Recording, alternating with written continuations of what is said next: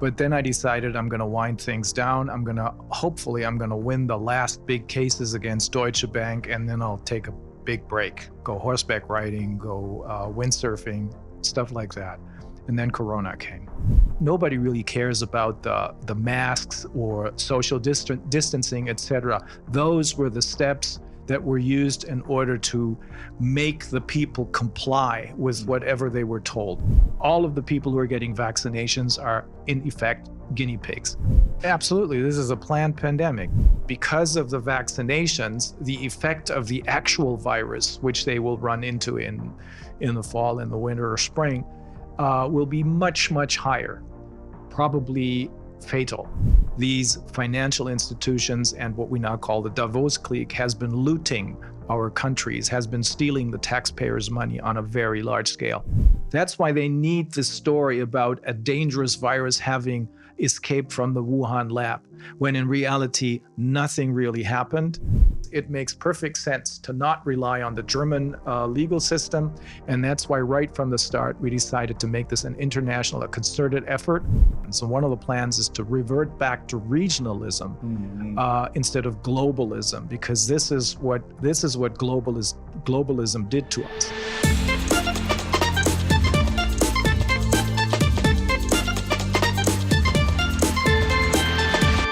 Hey guys, this is the Trueman Show, and I'm going to do this podcast in English today because we are in Germany. We're with Dr. Reiner Fuellmich, and he's a German-American lawyer. I will introduce him in a bit, but before I introduce him, please guys, if you like the video, if you like the content that I make, it's free. So please go to my website, donate to help us make this possible. We're traveling to France, to Germany, and we're trying to travel to a lot of more places to hear the interesting stories and guests. Also, like Big Tech is obviously doing their work. So please help us by sharing the video, sharing it on social media, sharing it with your friends, and subscribe to the channel if you haven't done that before. So to the introduction now, Dr. Reiner Fuellmich, he's a German-American lawyer. He worked on a lot of big lawsuits against big companies like the Deutsche Bank here in Germany and Volkswagen. He also did several lawsuits against the Corona measures. He's preparing several international lawsuits together with international lawyers now against the Corona measures as well. Thank you, Reiner, for letting us be here and have a talk with you. Sure, I'm delighted. Yeah, so what a year, right? It's a wild ride, yeah. I can imagine that you thought the year would be a slightly different than it is now at the moment. I don't think anybody would have expected this to happen a year and a half ago. If you had told or asked anybody that a year and a half ago, if you asked them, what do you think? Is everybody going to wear a mask, including children? A mask that looks like a coffee filter? Yeah. I don't think anybody would have agreed. And I think everybody would have said, well, go back to your doctor, take your pills, and you'll get better. You're crazy. Yeah. You're crazy. Yeah, I think so as well. Well, I think there are a small amount of people who thought this was coming, but maybe we will go to that later.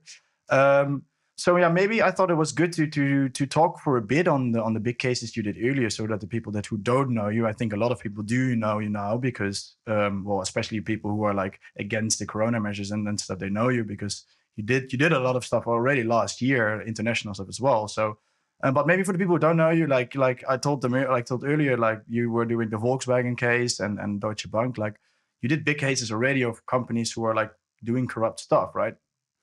Yeah, this is how my firm here started out. We used to be 17 lawyers, and we specialized, and I was going to wind things down. That's why my wife and I had moved to the United States and we wanted to live permanently at our ranch in Northern California.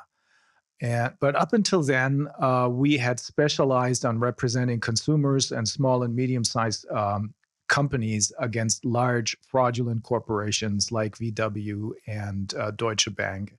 And of course, the largest shipping company, the world's largest shipping company for bribery, that's Kühne + Nagel. So that's what we've been doing. But then I decided I'm going to wind things down. Hopefully I'm going to win the last big cases against Deutsche Bank, and then I'll take a big break, go horseback riding, go windsurfing, stuff like that.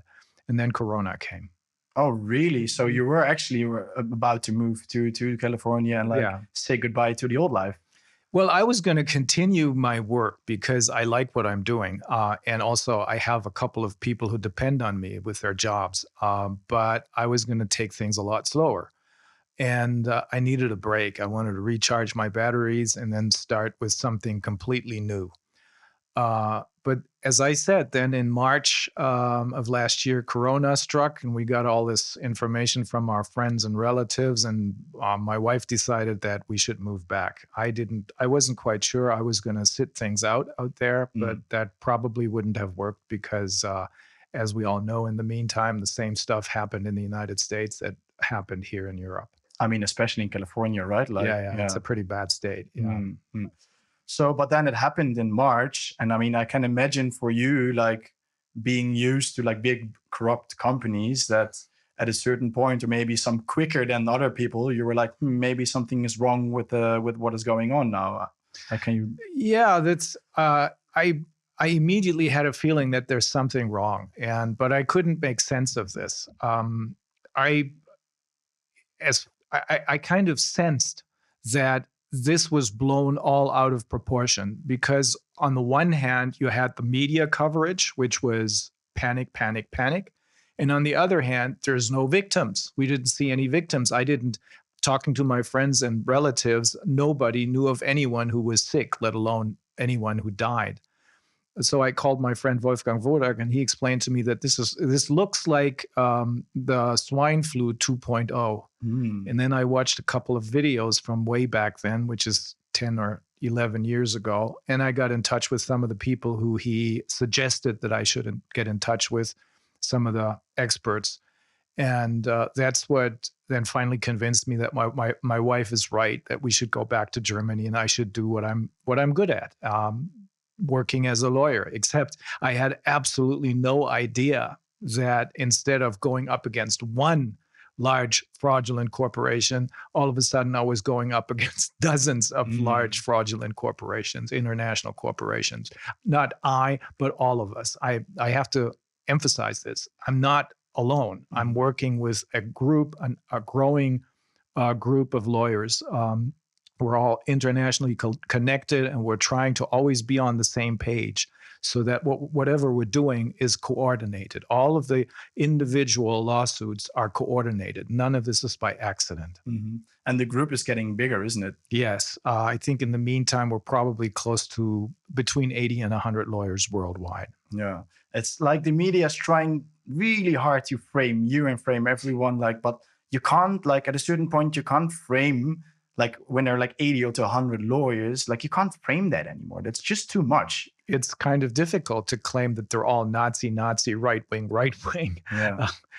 Maybe some are. I don't think so, but maybe some are. But the group as a whole is just a bunch of really well-intentioned, well-trained lawyers, or else they wouldn't be on the international scene. No. So you told me just now that it was like the swine flu. And actually that is it almost feels like the swine flu was the general repetition actually for what is happening now at the moment. It's so many things looks like the same thing as Corona now, the media, how everything went. It's actually almost the same, right? Yeah. Well, all the information that I have on Corona and on the swine flu, I have it only for one reason, because my colleague Viviane Fischer and I started this Corona investigative committee and in Berlin, and because we wanted to have answers. We wanted to get answers to the questions that we think everyone wanted answers to, which the government should have answered, but they never even made an effort to look at the other side of the story. They only looked at one side of the story, and that's the panic mode, which was all started by Drosten and Wheeler here in this country. And then through the WHO, it was it was spread through the entire world. But it all started here because Drosten is the guy who's responsible. He's the major puppet they're using in order to spread this panic and fear. But so I'm saying that the first question that we wanted an answer to is how dangerous is this virus? Because remember, the swine flu turned out to be just a mild flu. And now, in the meantime, the WHO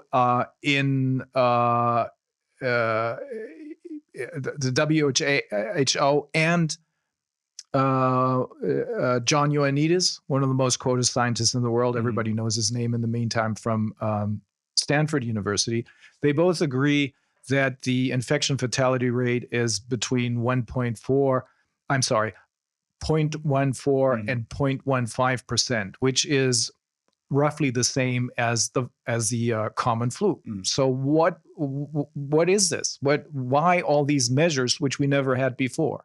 So that question being answered, the next question is, why are they doing this if there is no real health problem? Because if this was a health problem, they should have done this for every single flu wave that happened in the past, but they never did.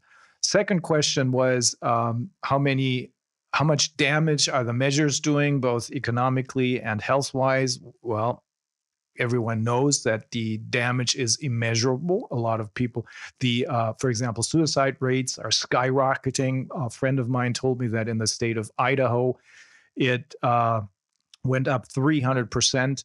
In a hospital close to us in California, the hospital, the John Muir Medical Center, reported, this is last year, it's probably gotten worse in the meantime, they reported an increase of suicide attempts. I don't know if they're failed or successful, but an increase they said in 1 month, they recorded more than they usually get in an entire year. Jeez. So those are the things that are really alarming, plus all these businesses that are going bankrupt. Question is this really collateral damage, or is that maybe intended? And the third question that we're asking is, how reliable is the PCR test? Because as we all know now, this is at the core of the whole thing. If it wasn't for the Drosten PCR test, he's the one who invented it, there wouldn't be a pandemic. Now, you have to keep in mind, he's the one who in early 2020, in January of 2020, when the first rumors came out of Wuhan that there's something going on, maybe a new dangerous virus, he immediately, I think on New Year's Eve, started to work on his Drosten PCR test. However, at this time, he and Wheeler and all the others, including our health secretary, were trying to calm the general population and explaining that this is nothing serious. This is just like the flu. Don't worry about a thing. Why is he working on a PCR test if it is so harmless? Then I think on January 22nd and 23rd, there was a first emergency meeting in the WHO of a special group of people who apparently had been pushed by the pharmaceutical industry to declare a public health emergency of international concern, PHEIC.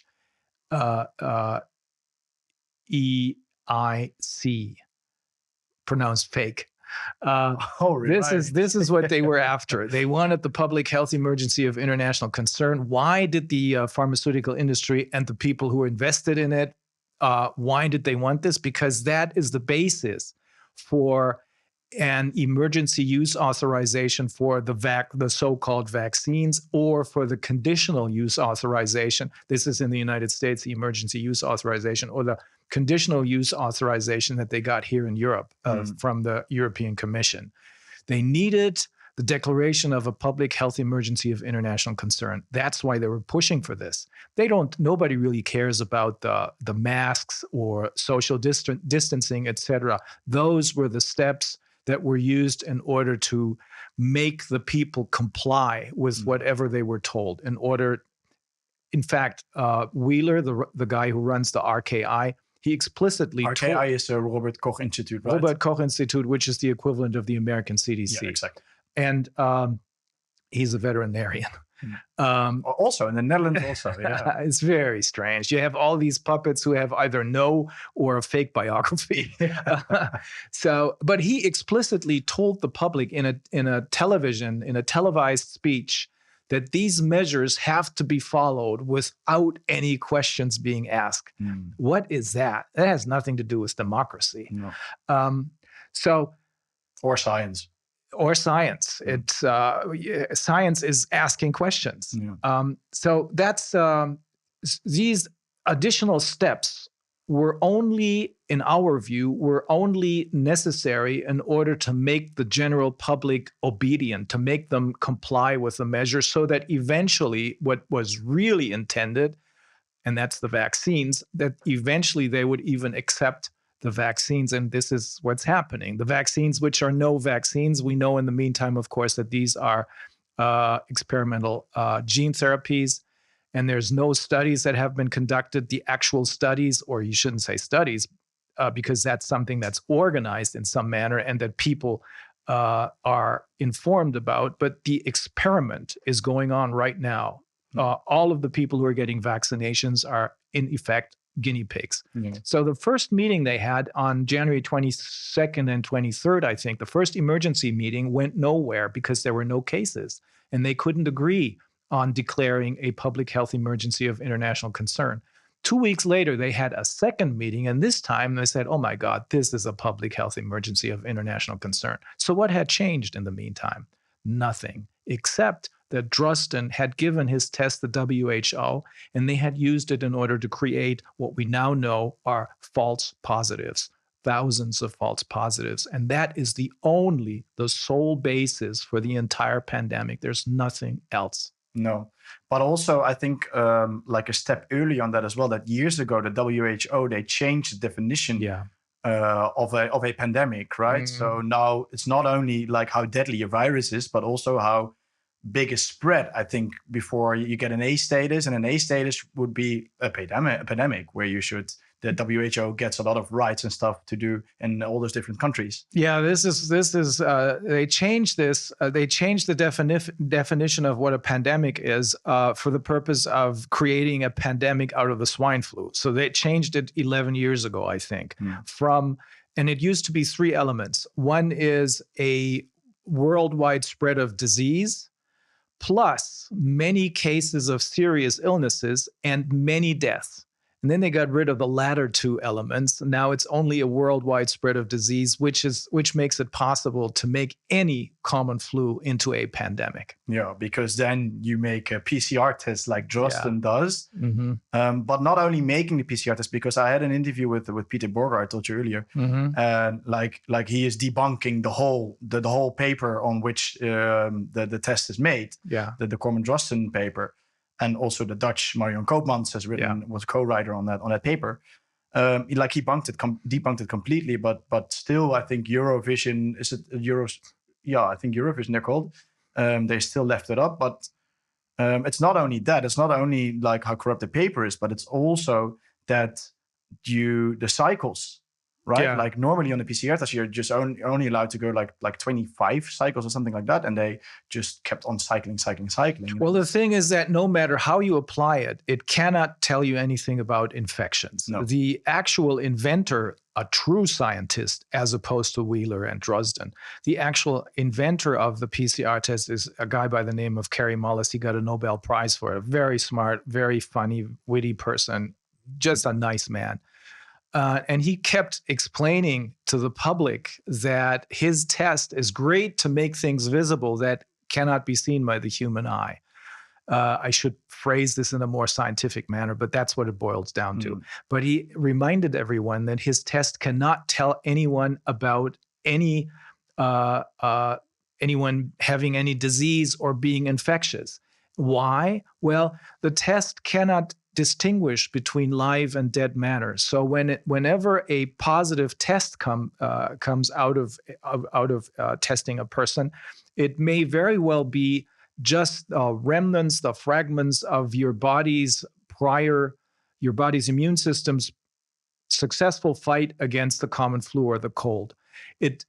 A person can only be infectious if not just a fragment, but the entire virus has entered his cells and is replicating. That's when a person is contagious. And that's when a person usually has symptoms. That's the second lie that was required for all this testing of basically healthy people. He came up, Drosten again, came up with the idea that there's asymptomatic infections, meaning that people who show no symptoms can be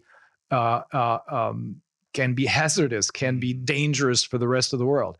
That's completely new because nobody will ever go to see a doctor if they have no symptoms. No. Because the first thing that the doctor is going to ask them is, what symptoms do you have? Yeah. What's the answer? I don't have any symptoms. Well, go home. Yeah.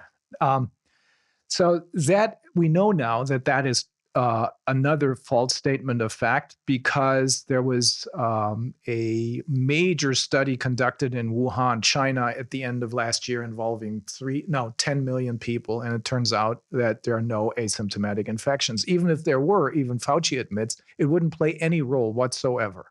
So those are the two basic lies that are at the core of this. He needed to explain through the WHO, explain to the world's population that anyone, no matter how healthy looking, can be a probable cause of danger.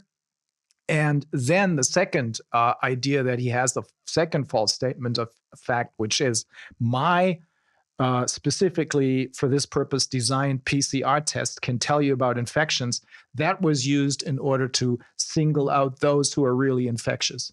First, you have the idea everyone is a source of potential danger. And that was the basis for a widespread mass testing of basically healthy people. And now comes the second step, which you're alluding to, the cycles of amplification. Again, we have to emphasize that no matter how you apply this test, it can never tell you anything about infections. But if you use it in the manner that he used it, and everybody used his test, Drosten test, as a blueprint for their own PCR test, then it is bound to produce at least 97, if not 100% false positives. Because as you said, at the cycles of amplifications go 2, 4, 8, 16, 32. And at 24 or so, I think you're up in the billions of amplification. Mm-hmm. So that's why Kary Mullis said, at a certain point, you can see everything. This thing shows you, this test shows you everything. And it always tests positive. And but beyond 24, people seem to agree, regular scientists seem to agree that it is unscientific and you can't use it anymore.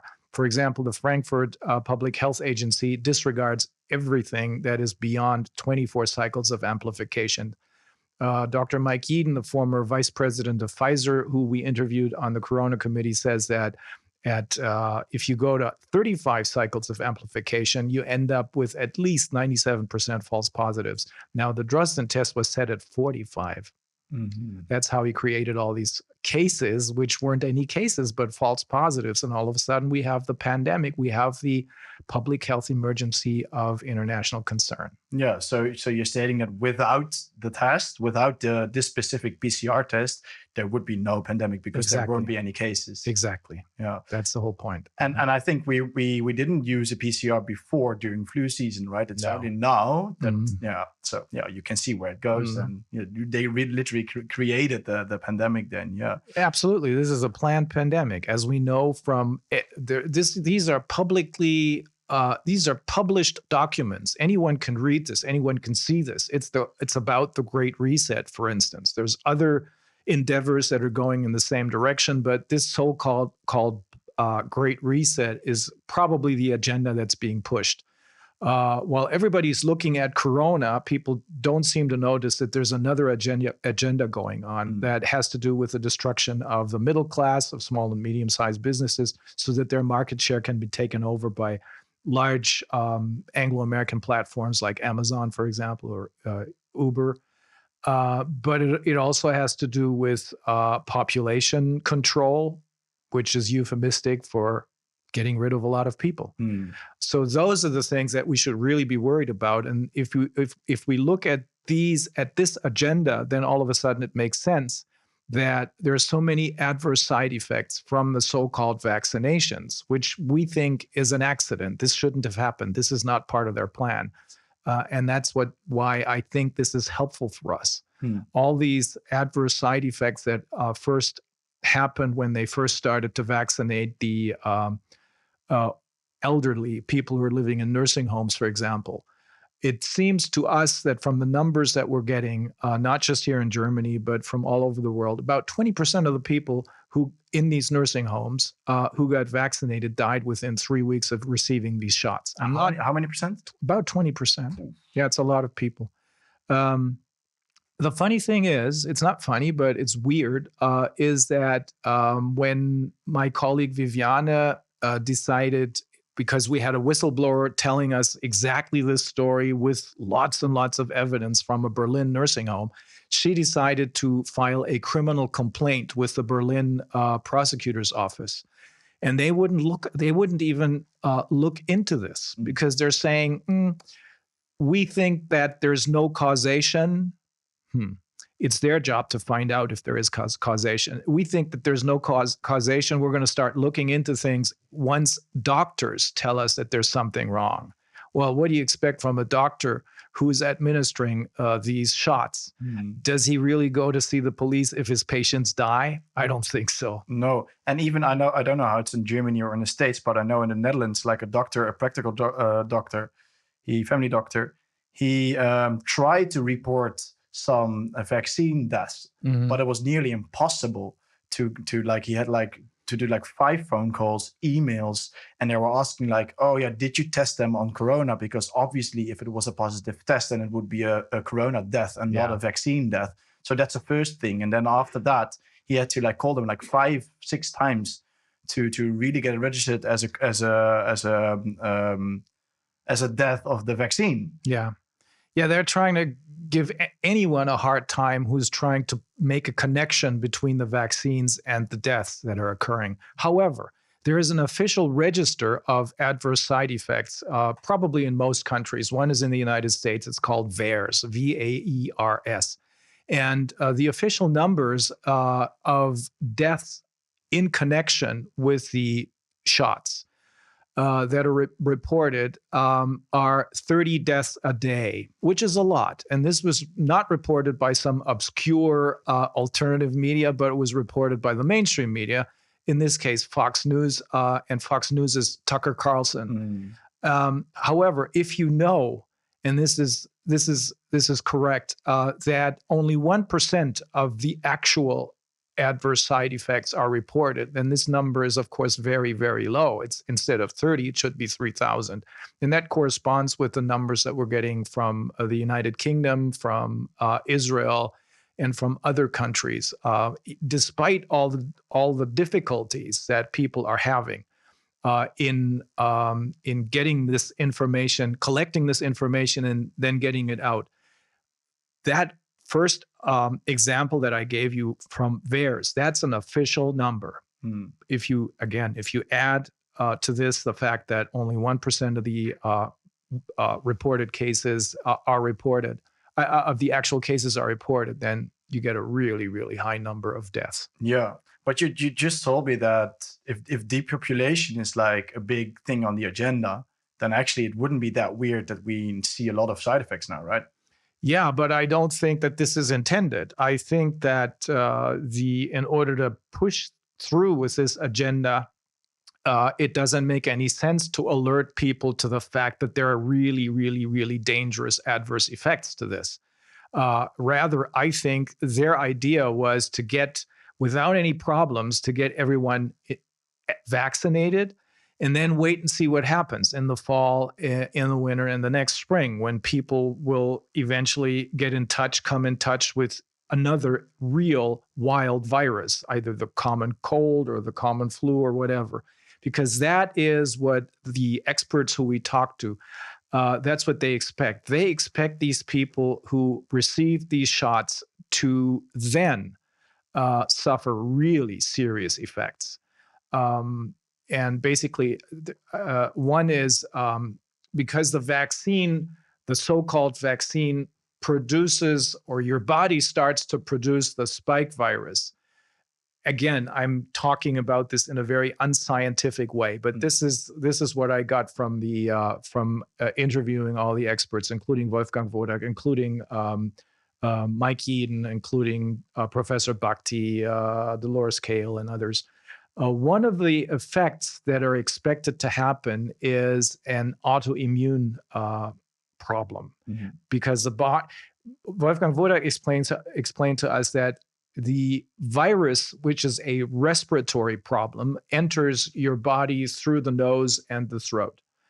And that's where usually your immune system fights it and kills the virus if everything works according to plan, because that's how the body should work. If you eat a healthy diet, if you exercise, all these things, get enough vitamin D. But if you bypass this by injecting the virus, the spike protein, directly into the body, and then having the body produce this spike protein, then what may happen is that the body will not just fight what's coming and attacking from the outside, but it may be attacking itself, because that's what's happening within the body. Another problem is, of course, the clotting, the blood clotting, which leads to thromboses. It has already caused a number of deaths. Apparently, one of the people who suffered very, very serious damage from this is a 31-year-old woman who's going to testify on our Corona committee tomorrow, for example. And another problem that people expect to happen is this is called antibody-dependent enhancement, which means that because of the vaccinations, the effect of the actual virus, which they will run into in the fall, in the winter or spring, will be much, much higher, probably fatal. Why do the experts think that this is a possibility? One of the experts is another Nobel Prize winner, Luc Montagnier from France. Why do they think this is probably going to happen? Because in 2005 and 2012, animal experiments were conducted, animal tests were conducted with, I think, another mRNA quote unquote vaccine. And because of this ADE, all of the animals died. Yeah, I saw this as well with ferrets. Yes, ferrets and cats. Exactly. Yeah, that when they encountered the real virus, they all started to die. Yeah, exactly. And that's why these experts are expecting this to happen. But that is also one of the reasons that it haven't been applied yet on a bigger scale in our medicine, right? Because it's so dangerous. That's probably technique. Yeah, and that's probably the reason why they didn't conduct any animal testing this time, because they probably knew what was going to happen, because the same thing happened in 2005 and 2012. Yeah, and the thing also is because it's you told us earlier, it's an experiment. Yeah. But normally you're not allowed to use experiments on human beings when there is some kind of other medicine, right? Yeah. And I do believe we have some kind of other medicines, right? Yeah, there's a lot of alternative or complementary drugs that can be used. One of them obviously is not a drug. That's vitamin D. I mean, go out into the sunshine, which you can't do in the wintertime, but still. And which you're not allowed to do so. Yeah. Yeah, for a reason, probably. Another of these seemingly well-working drugs is ivermectin. There's a bunch of others that some of the experts that we interviewed explained to us about. But basically, there are other ways of treating people successfully and at almost no cost. So why is that not being taken into consideration? And why is it not being taken into consideration that we have already reached the stage of herd immunity? Why is nobody listening to the older videos that have now come out into the open again? There's, for example, I showed you before we started this interview, an older video with Drosten, where he explicitly states that people who are infected usually acquire lifelong immunity. So what do you need vaccinations for? Sure. Yeah. Well, that's the good question. I think that's the big question, where probably we do already have the answer for, right? Yeah. You don't need them for health. You need them for death. You need them for death, yeah. Or well, at least before death to control the population. Because I think it's not only that they want us to die or be like less humans, but it's also to, and that's where the Great Reset comes in, obviously, is that the financial system is collapsing, right? So they need a new one, and in order to implement that system, we all need to be like use like a social credit system, something like that, and then you have the corona passports and the vaccine passports to apply them. It's a very good point, because that is precisely what's at the core of this. Why are they doing this? Well, one of the most important reasons is indeed that the financial system is on the verge of collapse. It collapsed 12 years or 11 years ago when we had the financial crisis. That's when everyone who was responsible should have been held accountable, but nothing happened. Instead, the governments, which we now believe are not really our governments anymore, but only the puppets of large financial institutions, decided to print money. But you don't have to be a rocket scientist in order to understand, if you run out of money, because in this case, these financial institutions and what we now call the Davos clique has been looting our countries, has been stealing the taxpayers' money on a very large scale. Now, if you run out of money, you're not going to be saved if you print your own money. No. It's not going to make a difference. But this time, I suppose this is from the information that we gather from interviewing investment bankers like Catherine Austin Fitz or Leslie Mnuchin. They're saying that Europe is in very dire straits. Europe is completely broke. The ECB, because it purchased all these practically worthless papers, is broke, and our pension funds are broke. So they're gone. They're gone. Yeah. If the public finds out about this, then I think there will be a backlash, and they'll understand who's responsible. It's the Davos clique. It's the self-appointed political elite and the self-appointed corporate elite, which have been stealing our money for years, probably for the last 30 years. Yeah, I think in America even they printed about like 70% of all dollars ever been printed in 1 year last year. That sounds like that sounds plausible. Yeah. Yeah. So I mean, like, it's bound to happen anyway that it collapses. So we're going to have to come up with a new system. Us, not them. We're going to have to come up with a new system.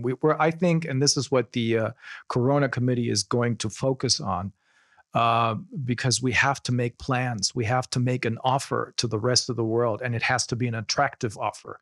We have to live in a better world, but that's not enough. You have to have concrete plans, and one of the plans is to revert back to regionalism instead of globalism, because this is what globalism did to us. Now we're dependent on global corporations for our food, for all of our supplies. So let's focus on the communities and the regions that we come from, and establish cooperations of small and medium-sized businesses, because none of us needs large corporations.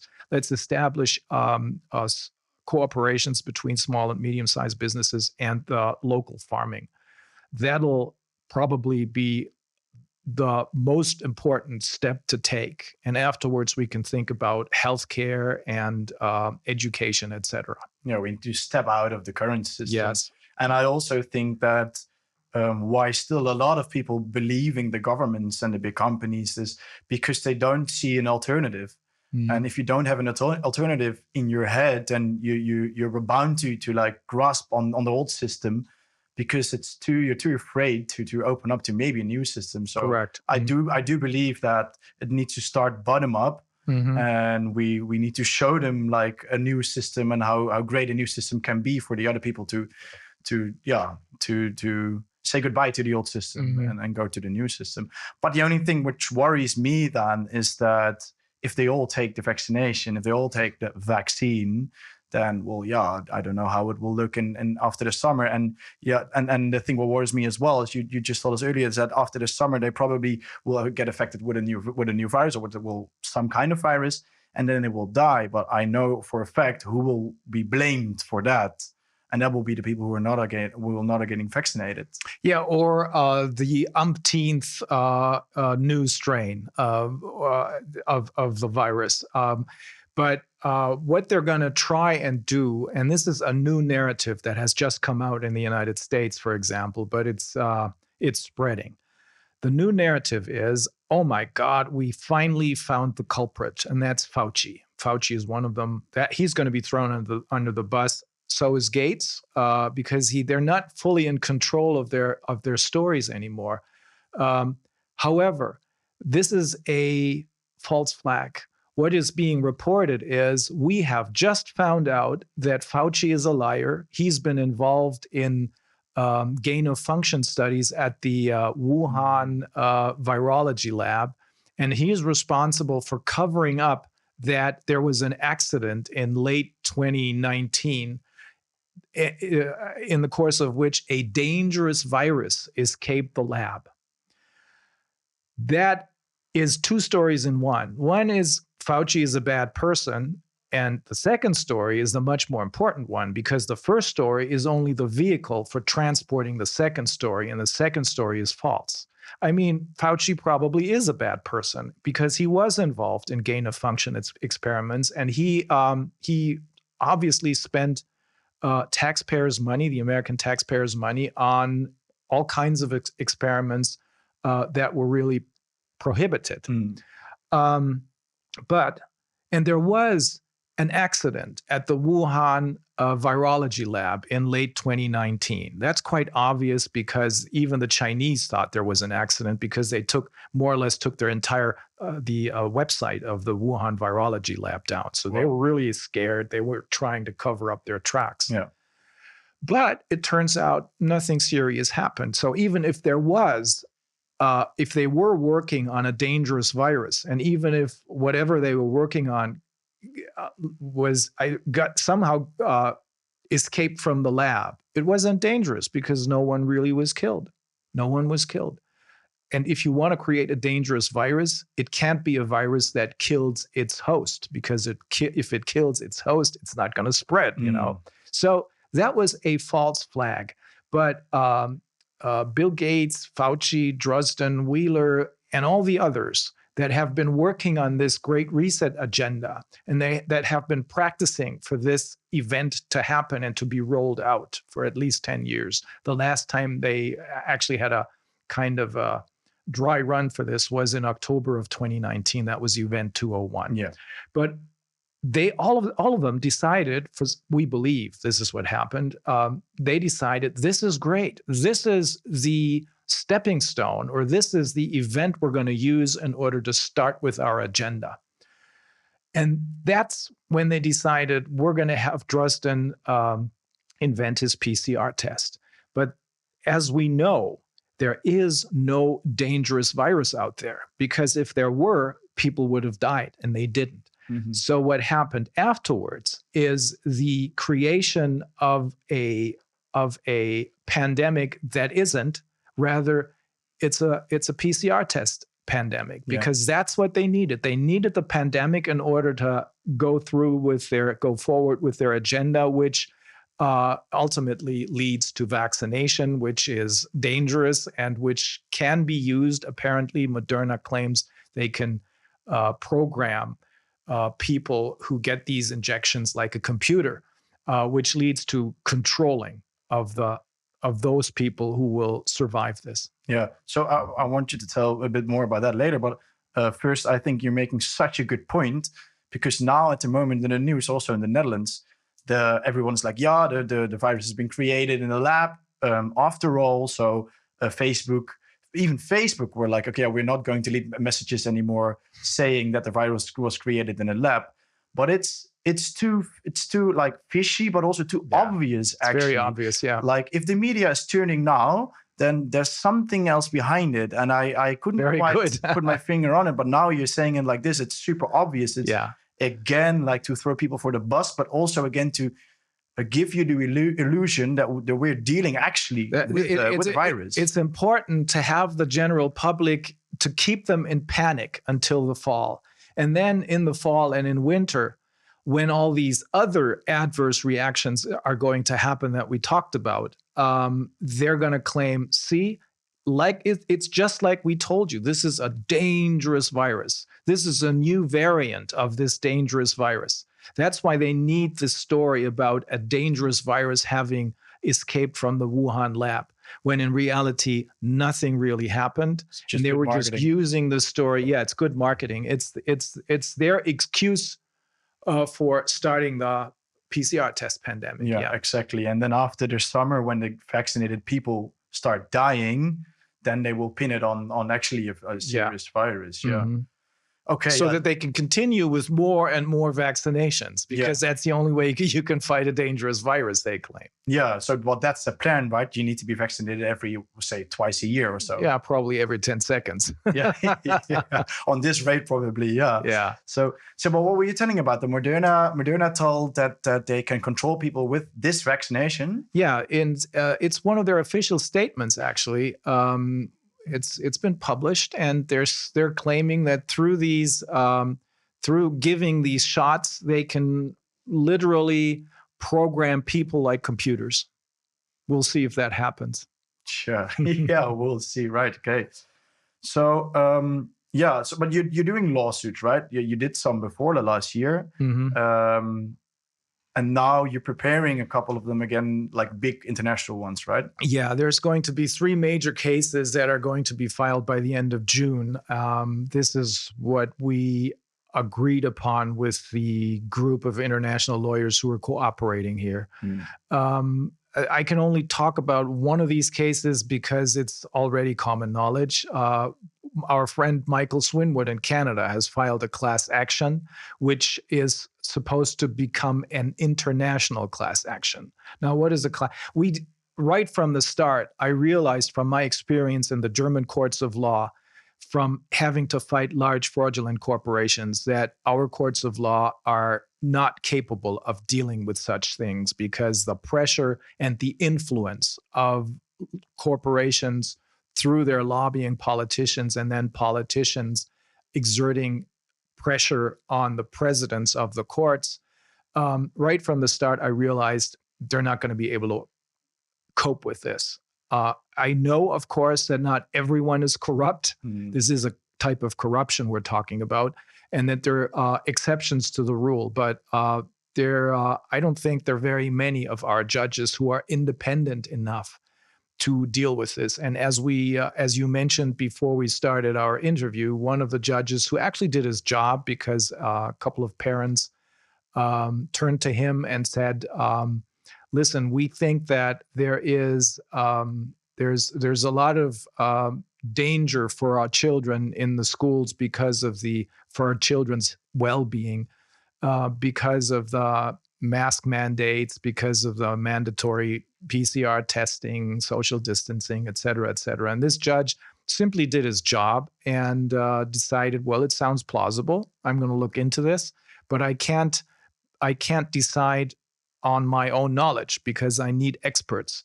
I'm not a psychologist. I don't know anything about PCR tests. I don't know how dangerous or effective these masks are. So we had 3 professors who wrote him expert opinions. And based on these expert opinions, he said, yes, these parents are correct.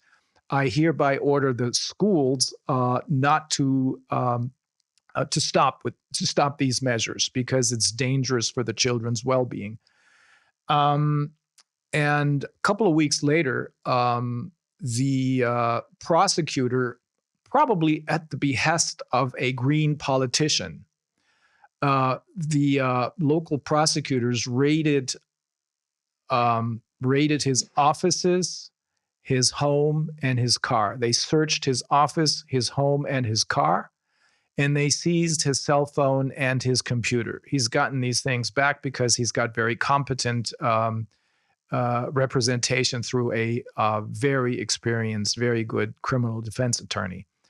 But that shows you to what length the other side is willing to go. Mm-hmm. That is clearly illegal, obviously, blatantly illegal. And similar things are happening throughout the country. So that's why, and I have seen these kinds of things, except not in this blatant aggressiveness. But I've seen this before. I have seen similar incidents while I was representing my clients against Deutsche Bank, for example, because all of a sudden, some of the judges, again, not all of them, but quite a few, simply repeated what Deutsche Bank wrote in their briefs. Some of this, I'm not going to explain this because it requires too much time, but it's obviously totally, completely idiotic what Deutsche Bank claims. In essence, what they're claiming is that it is normal for Deutsche Bank to give people who intend to become customers of Deutsche Bank money without even a loan contract, hoping for these people to sometime later return and write a loan contract. This is idiotic, obviously, but that's what they wrote in their opinions. So from this experience, and if you look at the new experience, it makes perfect sense to not rely on the German legal system.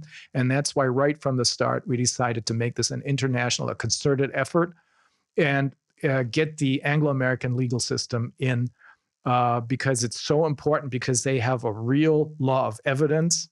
We do in theory, in practice we don't. No. And it's called, one of the most important pieces of this law of evidence is pretrial discovery.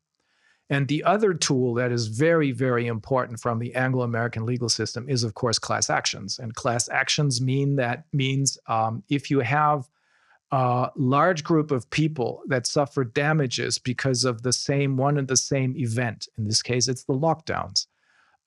In other cases, it was some 17, 18 years ago, I represented a woman in a very large international class action that was about defective breast implants. They were leaking and causing great, great physical damage.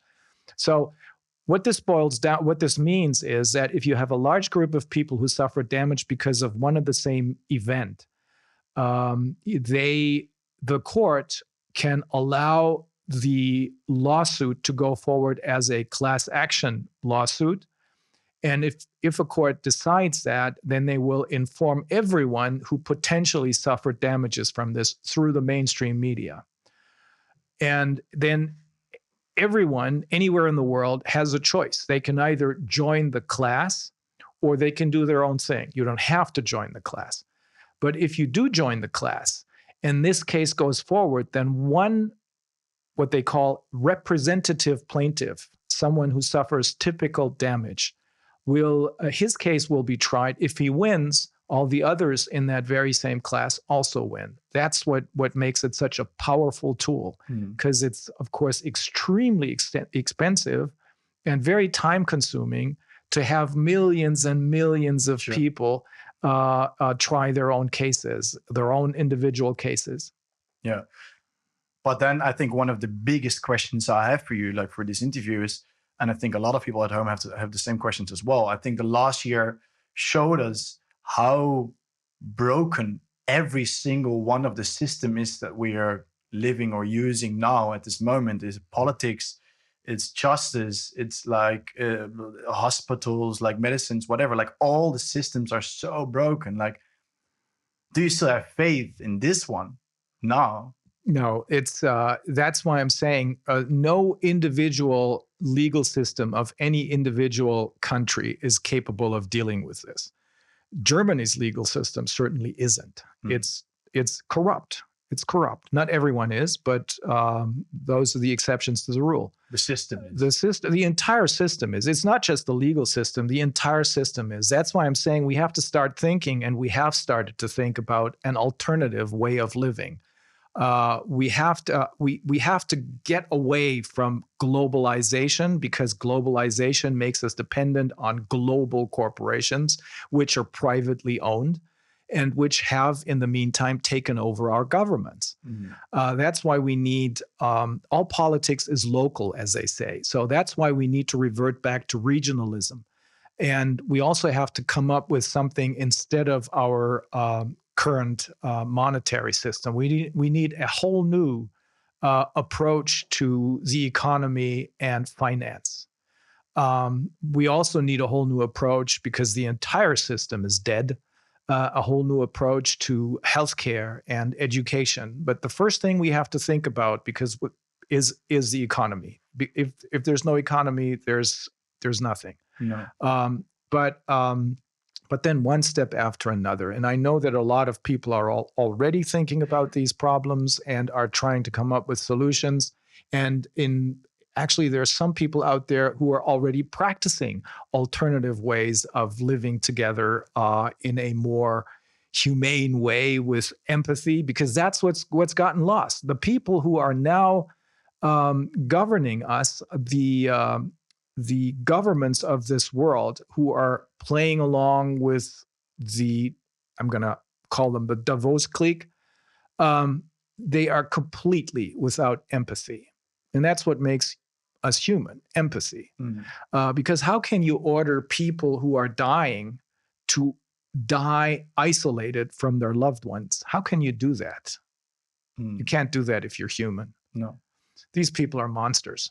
Yeah, they are. And I think that's a positive take on what is happening now is that hopefully a lot of people will wake up and see what is happening. Yeah.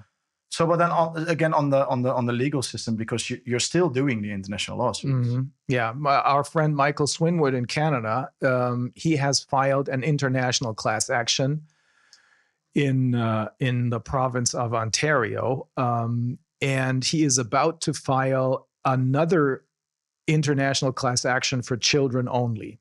There's 2 other large cases that are going to go forward by the end of June, maybe mid-July. One is a criminal case, and the other one is a big case that, if we're lucky, is going to help free an entire continent. We'll see. Okay. So, but you still hope for the best, or maybe still positive on those cases?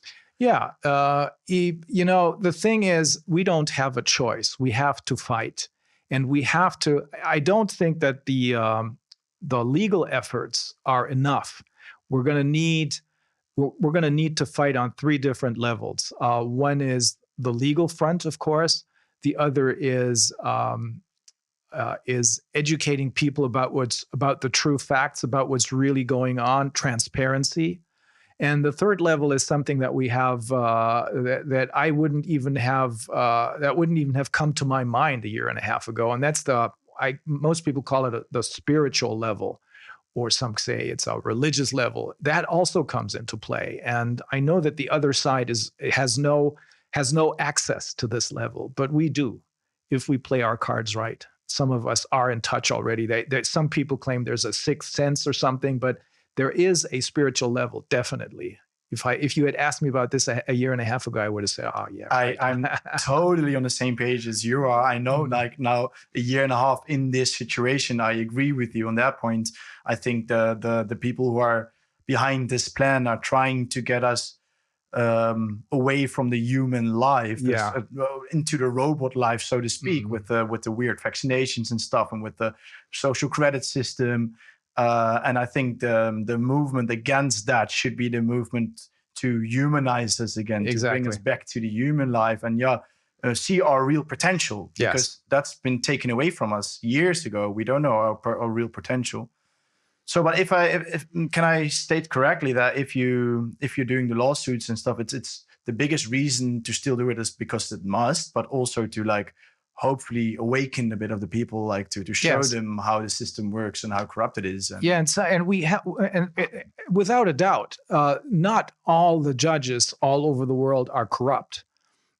Many are very, very good people. That's why there's been some success as far as the PCR test story is concerned, which I consider it's a good thing that many people are trying to work on many different fronts, even in the legal system. But I consider the PCR test the centerpiece of the whole pandemic. If that goes, then the whole house of cards is going to collapse. That's why that is what we're focusing on. All the cases that I have filed here in Germany, me and my colleagues have filed here in Germany, are based on the PCR test. But in addition to the fact that we just have to do it because we don't have a choice. Some of these cases have been successful. There are 3 decisions in favor of the plaintiffs with PCR tests at their core. The first one was the one in Portugal. Then came another one that was in October, I think, of 2020. Then came another one at the beginning of this year. That was a decision by an Austrian administrative court. And the third one is the one that we talked about by the family law judge in Weimar here in Germany. Mm-hmm. So there is it's not without hope to proceed with our legal efforts. On the contrary, I think there are probably quite a few judges out there who just don't dare speak out and come out into the open. But when the tide turns, and it will turn, they will come out of the open, because nobody wants to be the last one on this lost ship. Yeah, exactly. Yeah, I think that's about it. I think, well, the last thing maybe it's good to, because especially in the Netherlands, we see a lot of news articles. Well, not in the mainstream media, obviously, but in more the alternative media, is they're all writing a lot about what you're doing. And they're all writing also about, like, they call it themselves a Nuremberg trial. Yeah. And I think it's good to talk about that for a bit as well, because the thing is, the messages that I get from a lot of people is they see you as like, yeah, Reiner Fuellmich will save us. And I think to some extent, I think your work is super good. And I think it awakens a lot of people. And hopefully, even in the justice system, you will accomplish a lot of good stuff. But as you told me before the interview, like, there's not like a thing like a Nuremberg trial, for example, and it's just a bit hope for the alternative media to write it down like that, right? Yeah, but there are a lot of false stories out there. For example, the story about me and 1,000 other attorneys filing and already having begun our work on a Nuremberg 2.0 trial. That's false. I mean, I have been telling, this is my opinion, that eventually we may very well end up in a situation in which we will have to have an international corona court, sort of like Nuremberg 2.0. Yeah. But we haven't even come close to that yet. We're going to need, first of all, we're going to need a place where this can happen. Where are you going to have this? It's probably going to have to be some extraterritorial place. Some kingdom, some obscure kingdom. We don't know. We need judges as well. Yeah, something like that. Another story is that Professor Dolores Cahill of Dublin University and Bobby Kennedy and I have filed a class action complaint in Canada. That's not true. I do cooperate closely with my friend Bobby Kennedy, and I do cooperate with Dolores Cahill and many others, but we haven't filed any cases together. The class action that's been filed is the one by Michael Swinwood, and he will file another one, the one that we spoke about, the children's class action. And there's efforts underway of something similar happening in the United States. That's true. But what's been reported about my colleagues being able to walk over water, that's not really true. No, but we're doing our best. Exactly, we will. You're still doing great work, though. Yeah, we will win in the end, because there's no other way. We have to win, and we're the ones who are going to call the shots. Those. One of the psychologists, one of the professors of psychology who we interviewed, he said that in order for a democracy to work, you need people with moral competence. Moral competence requires 2 things. One, the ability to ask questions rather than to blindly follow orders, and the ability to discuss other opinions rather than to kill the other person or call him a Nazi or right-wing simply because he has a different opinion. And he says that only 80% of the people have this moral competence. However, you can learn it if you are taught what this is about. But at this point, it's only 20% of the people who have this moral competence, and that happens to be the group of people who are questioning the corona measures and who are working together in a very effective way, I think, to stop all of this. Now, if you consider that only 0.000 something percent of the population is trying to cause very serious harm to the rest of the population because they're afraid of us. That is at the core of this. They're afraid of us. They're afraid that we're going to find out about them. If you take that into consideration, then the 20% on our side is a lot. Now you're going to ask, what about the other 80%? They don't really play a role because they're always going to follow the leader. They're always going to follow orders. We're the ones who are questioning things. We're the ones who are ready and willing to discuss stuff with the other side, not the other side, but with the other 80%. And that's why we're the ones who are going to call the shots. The truth will prevail eventually. It always does. In the end, it always does. Yeah. Very hopeful and positive ending to the podcast. Yeah. Thank you very much, Reiner. You're very welcome. Good luck with everything what is coming up. Keep us posted. And good luck. And thank you for this. Thank you. Guys, thank you for watching. If you enjoyed the video, please go to my website and donate and help us to make more videos, obviously make more content. And also share this video with as much as possible friends and on social media as you can do so we can spread the word. Thank you for watching, Reiner. Thank you again, man. Thank you.